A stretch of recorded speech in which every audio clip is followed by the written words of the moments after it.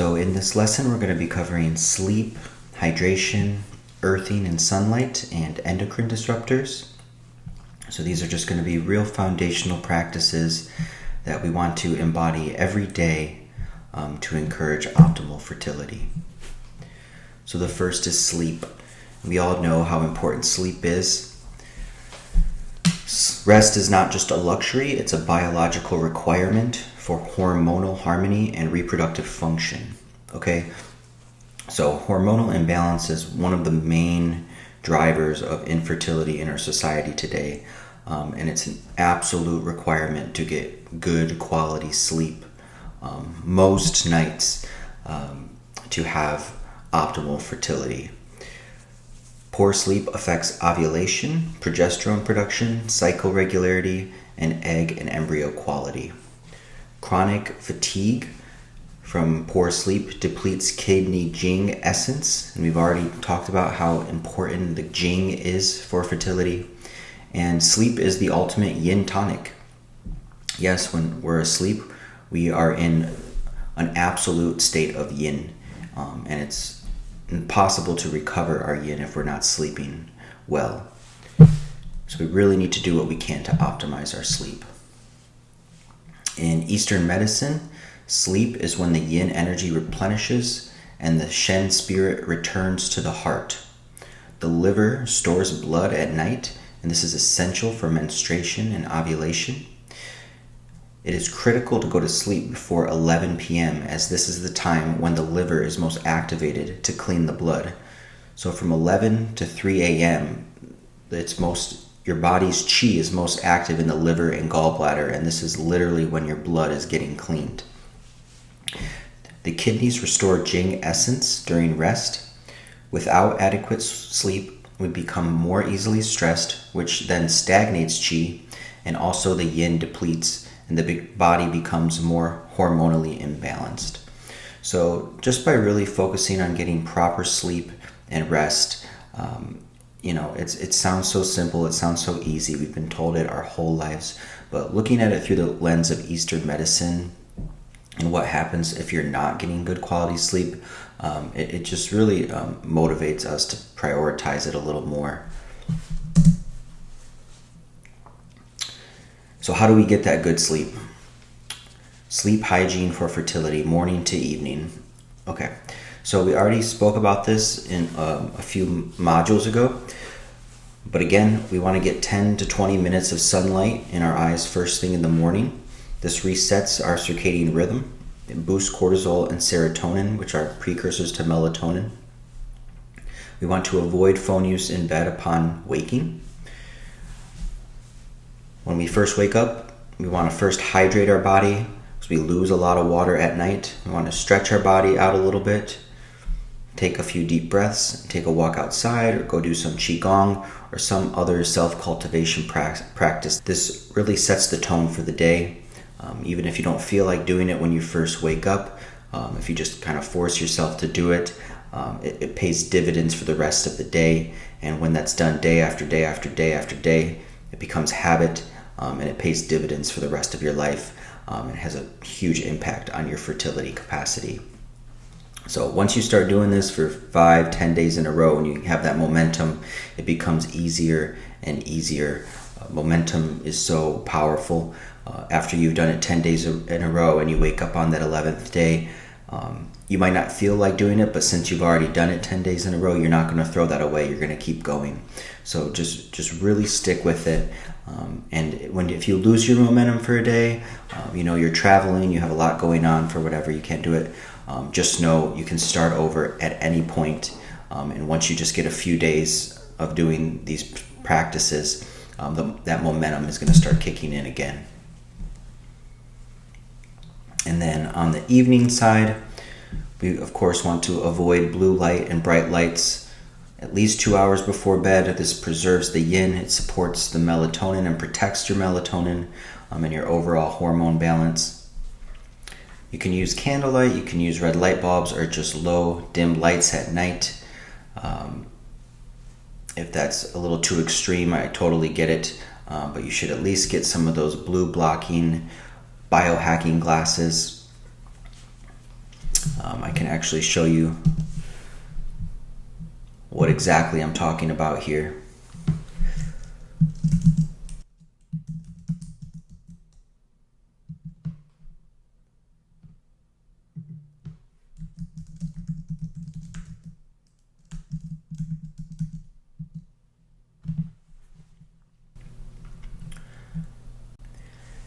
Yeah, so you can see here, all I did was type blue blocking glasses in Amazon, and we got all of these that you can choose from here. Let's see. It's really good if you can get some that kind of wrap around the side, so you're not getting light coming through the sides, through the peripheral. But don't try to be too crazy about it. Anything will do, but you definitely want this dark tint. A lot of people will say that the glasses they gave me at the eye doctor says it has blue blockers in it, and they might, and they still look like this, or they look clear like these over here. We really want some with a really dark reddish orange tint. Okay, so plenty to choose from here. Definitely, the more you pay, probably the better quality.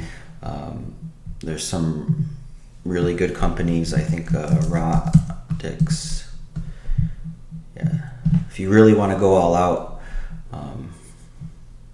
this company Raw Optics is really, really good and recommended by some of the top experts. And I think, yeah, see, these are like over $100. But yeah, get yourself a pair of blue blockers if you don't have them already. Wear them once the sun is down, and at least wear them about 2 hours before bedtime, and that will drastically improve your hormone balance, your sleep, and your fertility. So also with lighting, ideally you can replace all the bulbs in your home from LEDs to full spectrum lighting. This will drastically improve your hormone health. I already spoke about how LED lights are very harmful. LED lights are just blue light, whereas if you get incandescent lights, these are the old school lights. They're full spectrum, meaning they have all of the colors of the sun in the spectrum of lighting coming off them. So it's much more similar to the sun, much better for our bodies and our health, our hormones, and our fertility. We like to use this company healthlighting.com to get good quality light bulbs that are full spectrum. As of right now, it's virtually impossible to find full spectrum light bulbs in the stores. I think they might be trying to change that as people are becoming more aware of this. But for right now, I think that's the best source for these types of lights. And moving on from there, considering your evening sleep ritual, you want to eat dinner before 7:30 ideally. Like a nice warm cooked dinner, nothing that's too raw or too cold, which will require a lot of energy from your digestive system. Eating too late at night unanchors the yang and will disturb sleep. Yeah, so it takes a tremendous amount of energy for your body to digest food. This is something we probably don't think about much, but if you're putting, a steak and vegetables into your stomach, just think about how much chi and how much energy it's going to require for your body to break that food down, digest it, and assimilate it. So that's a very active, that's a very yang process of digestion, is a very yang process. So when you eat really late at night, like 9 o'clock, 10 o'clock, like right before bed, it really unanchors your yang energy, because as you're trying to go to sleep, the body internally is in a yang state trying to deal with that food still. So it's like you're trying to go to sleep and your body's trying to digest. So it's like you're trying to go yin, your body's going yang. So there's a separation there. So we just want everything to be on the same page. So give your body a couple hours before going to bed to digest everything, and that way it will be more in a yin restorative state in the body, and you'll be in a yin restorative state in the mind, and you'll sleep much, much better. No screen time or work after 9 p.m. ideally as well. best to read paper books as opposed to Kindles or anything like that, although they do have little apps and screens and things that you can use to take the blue light off now, so it's not too bad. Plus, if you have those blue blocking glasses, it's fine. Again, and I know some of you probably have demanding jobs where sometimes you have to work later, or you have to keep an eye on your email and things, and that's again why you might as well just get a pair of those blue blocking glasses, so you don't have to feel so restricted, but you're still protecting your hormones at night when the sun is down. It's also a great idea to wind down with some herbal teas like jujube, chamomile, lemon balm. I think we went over those a little bit more in the herbal module. Magnesium and melatonin is also very helpful for sleeping. Plus, they both have added benefits for fertility. With magnesium, there's only two types of magnesium that you can take internally that will get into the nerve cells, into the nervous system, meaning that it gets past the blood-brain barrier, and those are magnesium glycinate and magnesium L-threonate. So these are the best magnesiums to take internally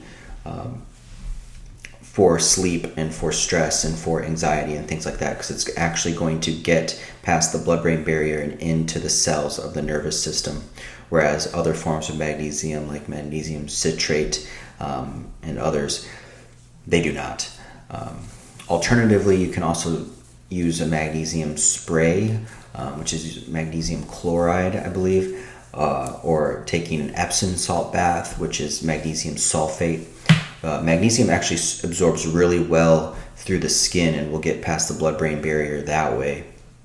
So taking a really strong Epsom salt bath at nighttime can be a very nice practice, a very healing practice, as magnesium is a very healing mineral, very relaxing mineral, and very good for fertility as well. And I'll just show you guys some of my favorite magnesiums and melatonins here.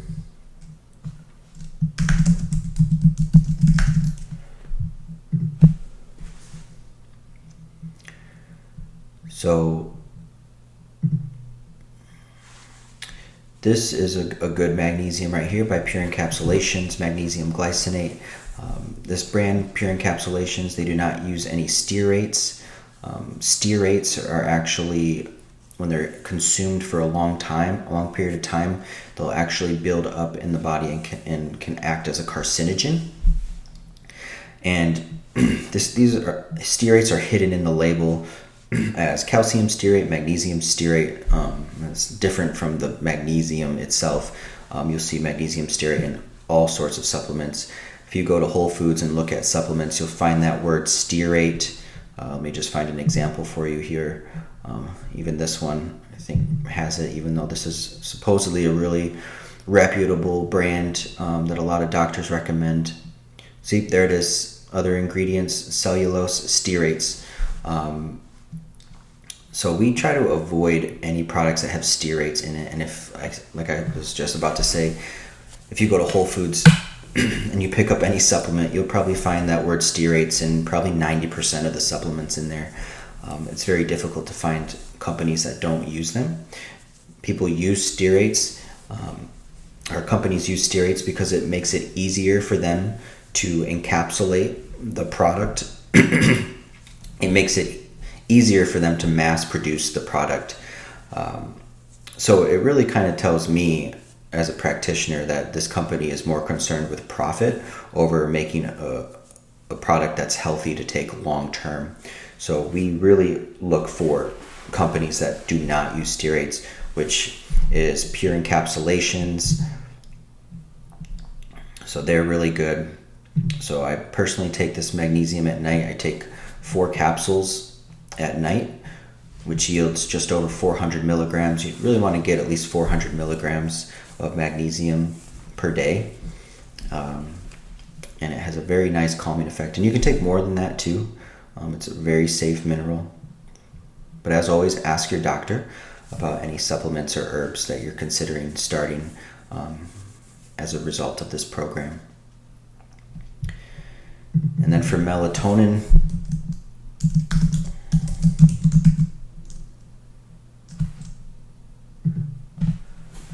we like to use Premier Research Labs. Premier Research Labs is another fantastic company. It's actually our favorite company. Very, very high quality.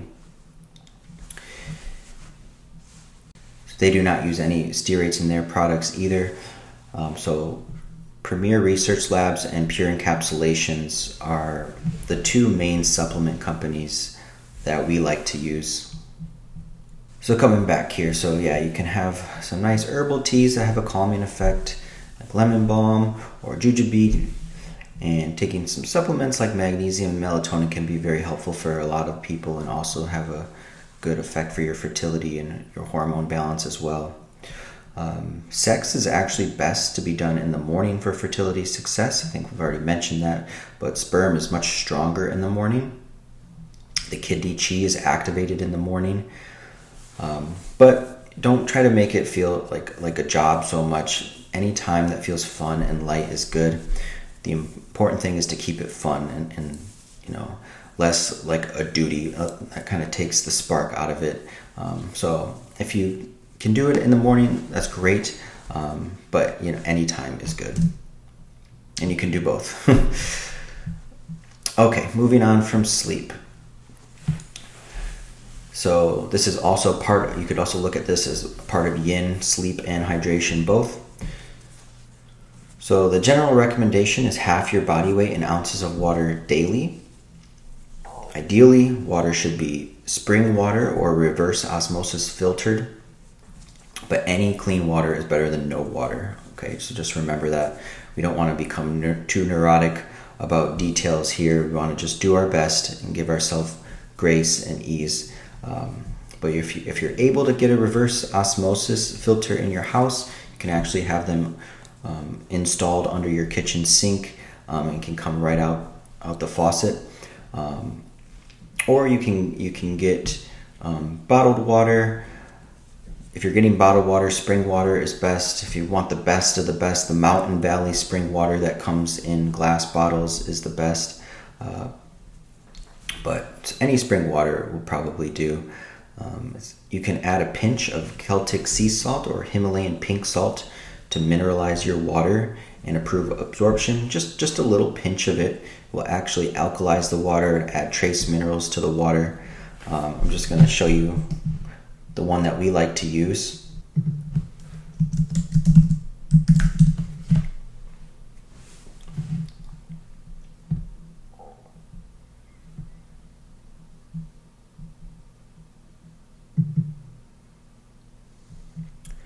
So this is the pink salt we like to use. I put a pinch of this in our water most of the time.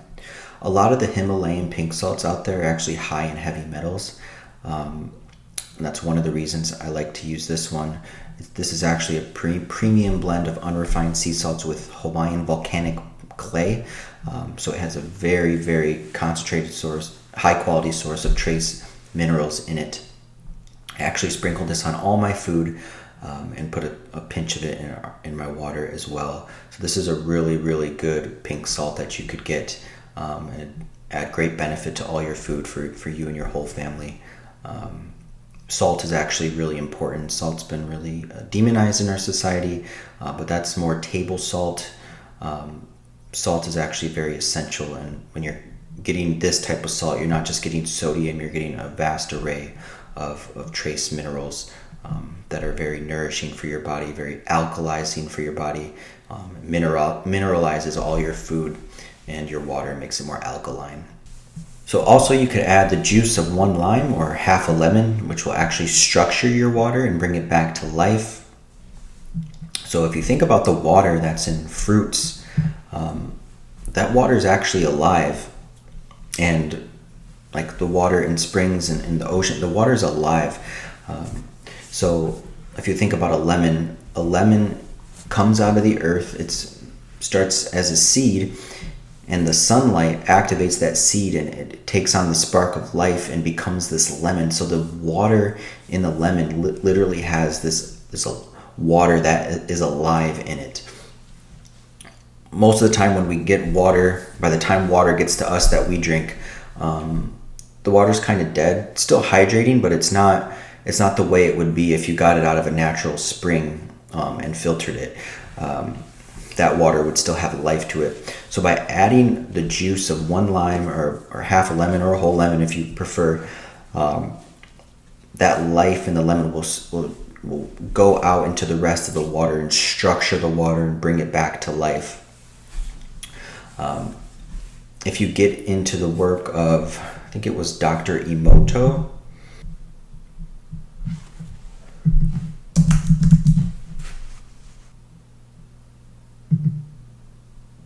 Okay, so I'm just going to play this for you guys here because this is really cool and really relevant when thinking about water.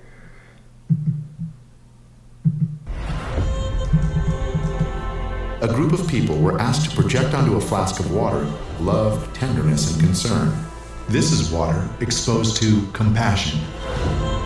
The tap water was transformed by the gratitude sent by the group.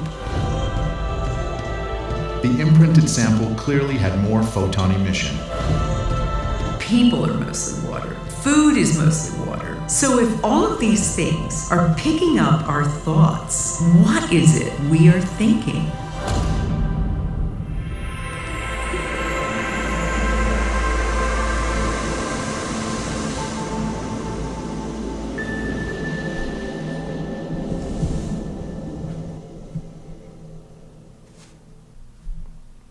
Okay, so you could see there from that preview of that documentary film called The Secret of Water, which I highly recommend. I believe the doctor who did that work was Dr. Emoto in Japan. So you could kind of see, they didn't really explain it that much, but you could see the geometric patterns that they said when they focused with gratitude on the water. So what they did is they would put like water in a glass and then have people, send thoughts of love to the water or gratitude or appreciation or any positive thoughts. And whenever they did that and looked at the water under the microscope, the molecules in the water would transform into these beautiful geometric shapes that they were kind of showing there in the preview, almost looking like, the beautiful patterns of a snowflake and that sort of geometric symmetry. And that also goes back to the fractal discussion we had earlier in the course. And then conversely, they would also have people send thoughts of like hate and really negative emotions, like saying I hate you to the water. And then when they looked at the water molecules under the microscope after that, it was just scattered. It was very ugly. There was no symmetry. There was no geometry. It just looked like chaos. So this is a really, really amazing, groundbreaking study that really should be taught in all of schools. So if you think about that, that's why adding the juice of one lime or one lemon can structure your water and bring it back to life, because that water that's in the lemon, it still has the spark of life. It's a natural product. It's alive as long as the lemon or the lime is not past its expiration date. That water in there still has that spark of life in it, and because water has a memory, just by squirting a little bit of lemon or lime in the water, the rest of the water in the glass will take on that memory of that spark of life that's in that little bit of juice of lemon. So it sounds very simple, but it's actually very profound to do that. And then, like they said in that little preview there, our bodies are made of mostly water, right? So if we're thinking thoughts of love towards ourselves, think about how the water is transforming in our body. Or if we're thinking self-deprecating thoughts or very cynical thoughts, think about what's that's doing to the water in our bodies, which we mostly are water. So very, very great documentary. I highly recommend watching that. Moving on here. Okay, so humans need more water these days because of EMFs from Wi-Fi and other sources of dirty electricity. I spoke about that before as well. This dirty electricity from all these electromagnetic fields are in our environment these days. They literally dehydrate us at the cellular level.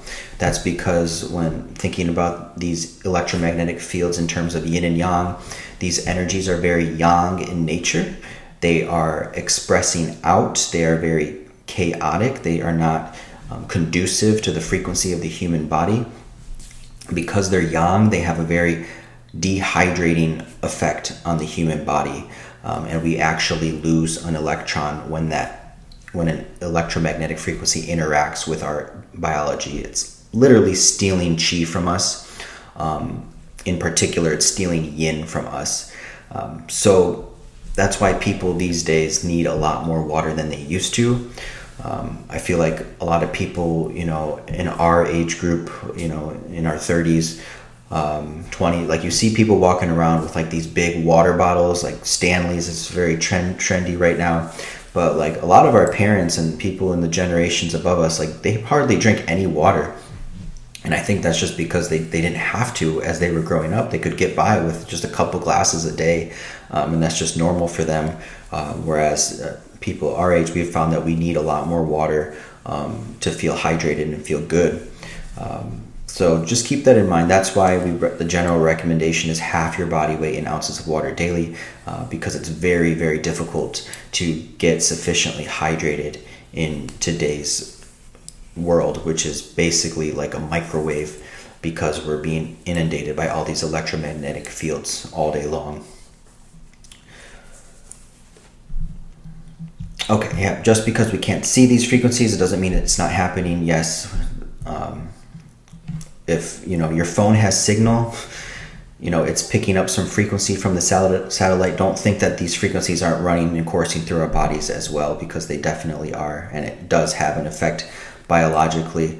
Even if we can't feel them, some people are very sensitive to them, and can feel anxious, but a lot of people the body adapts over time. A lot of people can't really feel them. But what you do feel is when you go out into the woods or you go to the beach, that you notice that you feel a lot better. And that's because you're getting away from all those frequencies, and the ground and the trees and the forest and all of that is absorbing that, and it's giving off a lot of electrons already. So it's already balancing all those electromagnetic fields, so it's not stealing those electrons from your body as much. If you want to do an experiment, go to like Costco or Best Buy or something and walk in front of all of the TVs and just see how you feel. If you think you can't feel EMFs, that's a good thing to do, because you will feel it when you walk through those aisles. You'll feel them. And then go walk in the forest, go walk on the beach, and just contemplate the difference in how you feel in those two environments. So yes, dehydration is a form of yin deficiency, and we've talked about how important yin is. And clean, adequate water along with sleep is the ultimate yin tonic. So we can get so caught up in, herbs and foods and things and just wanting, the shiny objects. But really it's these foundational lifestyle habits that really promote the best fertility. So the ultimate yin tonic is water and sleep. And earthing, we've talked about this before again, but it's really good to go over it in more detail. So earthing or grounding means to place your bare feet or any part of your skin directly on the earth. For fertility purposes, I like to think of this as you're connecting to Mother Earth. You're connecting to the ultimate mother energy as well. The earth is the ultimate mother energy as it nourishes all of life, and all of life is birthed out of the earth. So just by walking on the earth, laying on the earth, you're really connecting and resonating with that mother energy. The sun is yang to the earth, which is yin. When this yang and yin interacts, the spark of life begins. Think how powerful it is then to get outside with the yang energy of the sun beaming on you while your feet are grounded into the earth. You are literally bathing in the interaction of the spark of life and vibrationally aligning with the energy of creation and reproduction when you do this. So I don't think that really needs any more explanation, but just thinking about nature and the miracle of life, and this universe and how we're all connected to it, just going back to the earlier modules with fractal theory and all of that. Just being outside with the sun coursing through your body and absorbing the electrons from the earth, you're literally placing yourself between this current, between the sun and the earth, and this act of creation. So you're resonating with the literal energy of creation. And if your goal is to create another life, this is a really good thing to do. It's like you're tuning yourself like an instrument, like you would tune an instrument. You're tuning your body to creation, to the energy of creation. So it can sound so simple. Go outside, get some sun, go lay on the beach, but it's really more than that. When you really start to think about it this way, you can have more awe and more reverence for life and the universe and how it interacts, and the creation of life. And if your goal is to recreate a life, then you want to tune your body like an instrument to the frequency of creation. And that's what you're doing when you're spending time outside in nature. So that is why it's very powerful to do your yoga, your qigong, or your meditation practice outside if you can. You are literally cultivating the energy of life creation when you do your self-cultivation practice in the environment of the sun and the earth. For sun, it is best to get 20 minutes of morning light. Again, we've gone over this, but it's good to reinforce. As the sun is rising, 20 minutes at midday for vitamin D, and 20 minutes as the sun is setting. This is the absolute ideal for hormone health, and not mandatory. Anytime you can get outside is fine. But the main thing is that you are getting outside intentionally every day. So again, this would be like the absolute best thing you could do. 20 minutes in the morning, 20 minutes midday, 20 minutes as the sun is setting. That way you're really aligning yourself with the yin and yang balance in your environment. But again, don't try to be a perfectionist. I understand that's not going to be possible for most people to do every single day. If you have the luxury of that freedom in your life, in your environment to do that, that's great. I would do it. But most people probably don't. So just whenever you can get outside is fine. If you can't get outside that much during the week, that's okay. Just try to spend more time outside on the weekends, going to parks, going to beaches, things like that. If you live somewhere very cold, I recommend, taking vacations in the winter around Christmas break or something to somewhere warm like Florida or the Caribbean or somewhere tropical. That's a really good idea to do in the winter time. Also, you can get like red light in your house. I think let's show you what we like to use.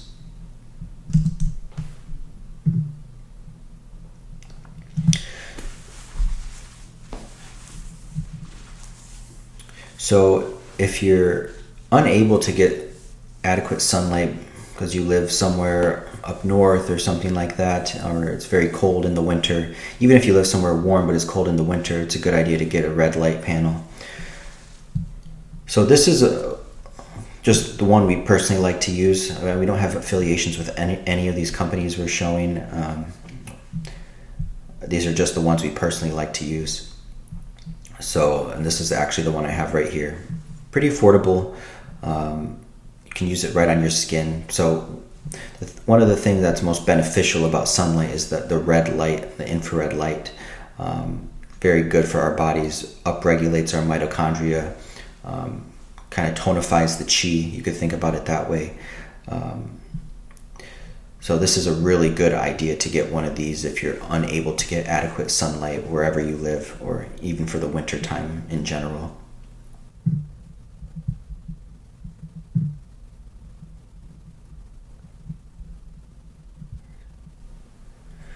I also like to use this company, AlaskaNorthernLights.com.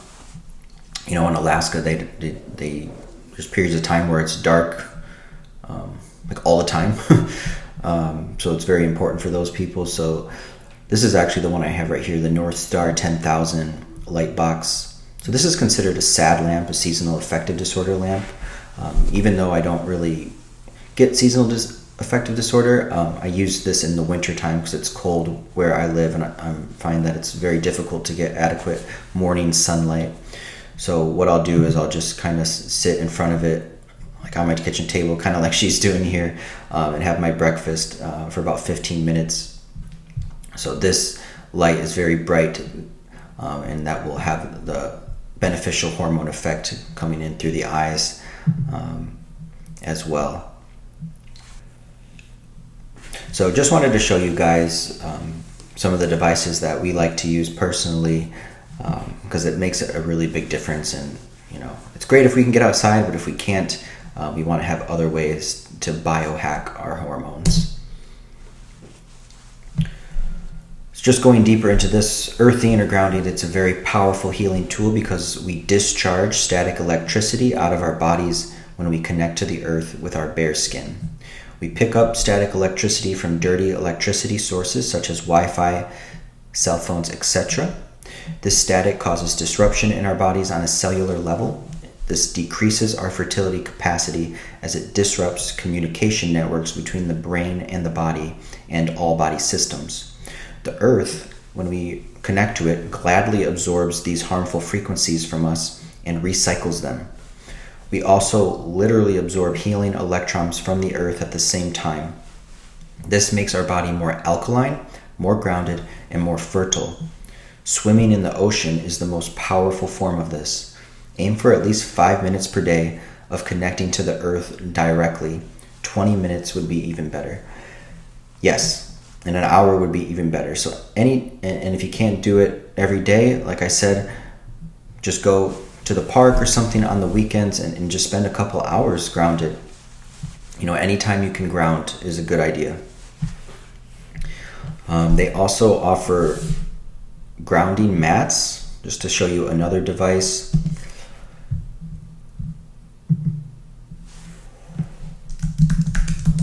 So this is another website here, earthing.com, that we like to use. So they have these grounding mats. Some of you have probably heard about these. They have all kinds of stuff, blankets, things like that.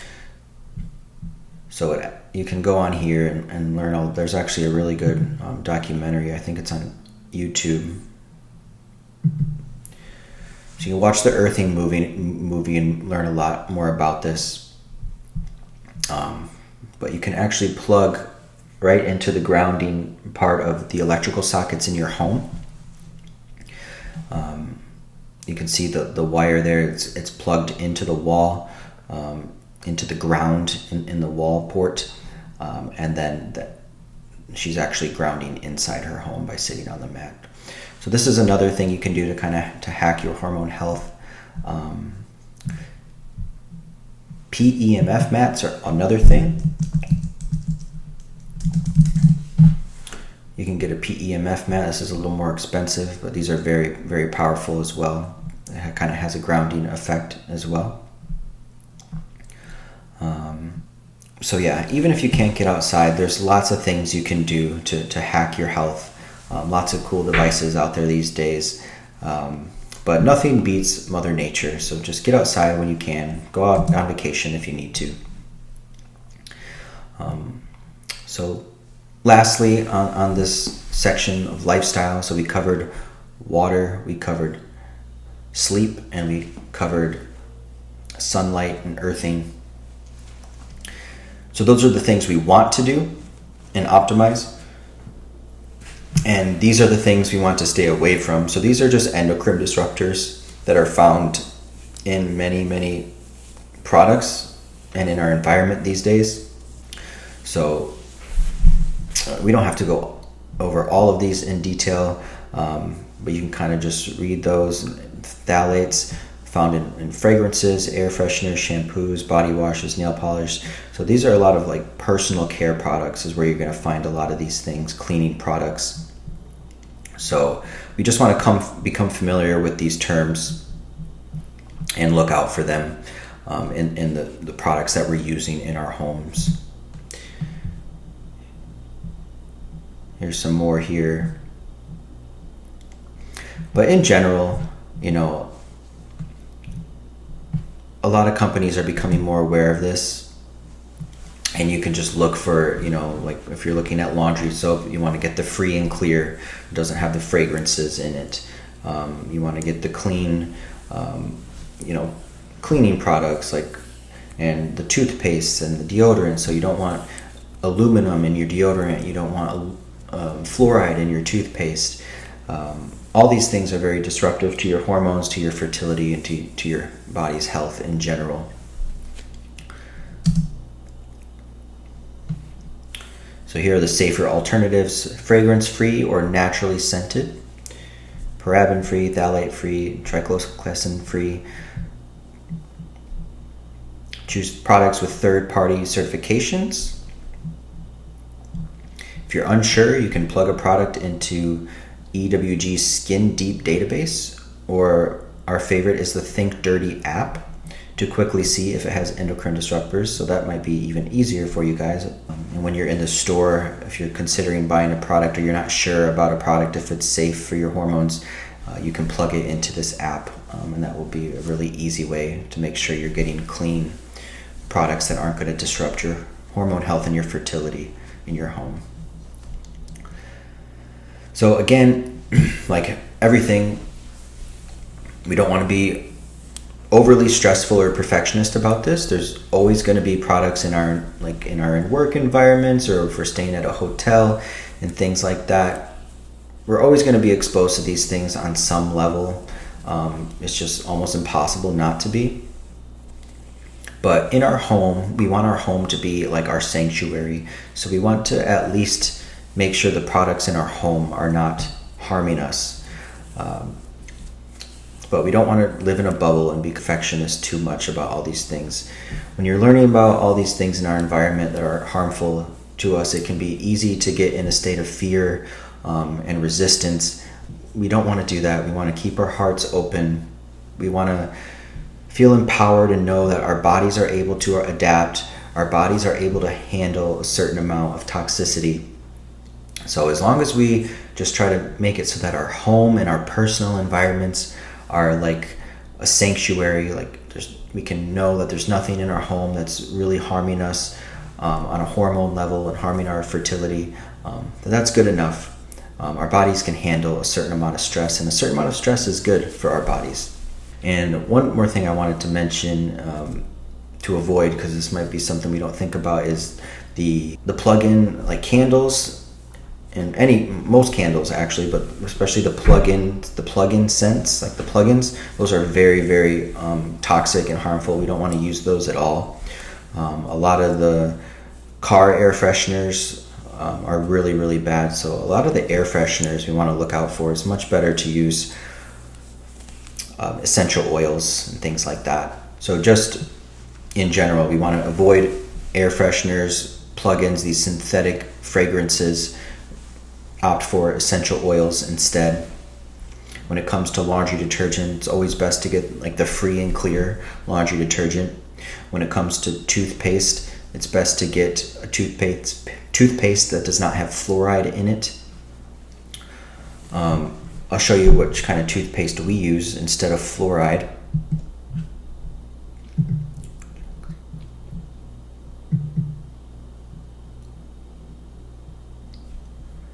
So this is just one example of a hydroxyapatite toothpaste. If you're worried about cavities and plaque, but we're also trying to avoid fluoride, you want to try to get a toothpaste that has this ingredient, this hydroxyapatite toothpaste, because this will work just as good as fluoride. But we don't want fluoride. We don't want fluoride in our toothpaste, and we don't want it in our water, because it's really bad for our thyroid. It's really bad for our brains. Thinking of fertility, it's really difficult to get pregnant if our thyroids are imbalanced, and fluoride is really harmful to the thyroid. It also has a sedative effect in the brain. I believe it was the Nazis that used fluoride to sedate people, which really makes you think, why are they putting it in so much stuff? Why is it in our water supply? We could go down a lot of rabbit holes with that, but we don't want to worry about it too much. Again, we're going to be exposed to fluoride because it's going to be in most of our, like the water we shower in, unless you get a shower filter. But even most shower filters they'll get the chlorine out, but they won't be able to get the fluoride out. So we're going to be exposed to fluoride, so we want to control it where we can, and we don't want to be brushing it into our gums. So I recommend not using fluoride. Toothpaste, again, ask your doctor, ask your dentist if it's okay for you. For most people, it is. There's good alternatives in our opinion. But as everything we're recommending in this course, this is just for educational purposes, and you want to run it by your doctor or your practitioner. And this is not a substitute for health advice from your doctor. This is an educational program. So we don't use this. I've actually never used this exact brand, but we just look for any brand that has this in it and anything that does not have fluoride. So it'll usually say fluoride free. So as I was saying, we want to avoid fluoride if we can. We want to also avoid aluminum.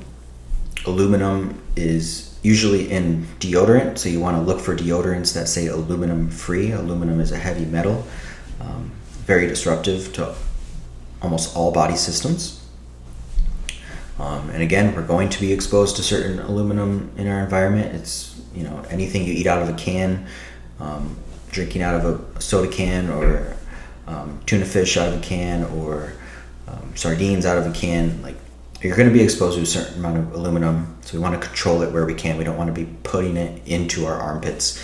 So there's many good deodorants out there that will say aluminum free.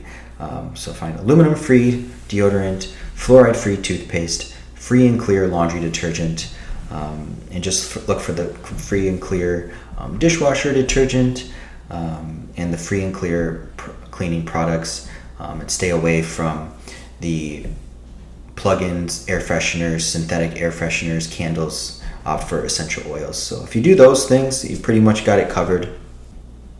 Okay, so this concludes this lesson. I hope that serves you, and we'll be moving on to the mind and spirit lesson next.